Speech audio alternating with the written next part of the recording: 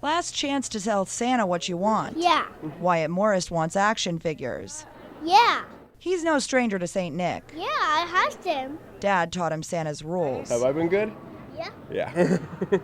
Every kid knows they've got to be good. Yeah, we've been using it off and on. Besides behaving for Santa, these kids have really nothing to worry about, but it can be a bit more stressful for last-minute shoppers. It's going to be a sentimental thing, and then as well, too, it's going to be more of a, here, I thought about you, not just, oh, well, hey, there you go, I was passing by the store, and then I saw that in the mirror, and it said your name. It's going to be a long day in a mall with almost 200 stores. Alejandro Frausto says he'll scour the shelves to find the perfect gift for his fiancée. So at the end of the day, it's going to either be something to wear or to accessorize with. The Lakeline Mall expects a full parking lot this weekend. With Christmas on a Tuesday, shoppers have some extra time to get their shopping done. If you're trying to avoid any sort of crowds, early morning would be the best time to shop. On some of the busiest retail days of the year, some department stores plan to stay open until midnight.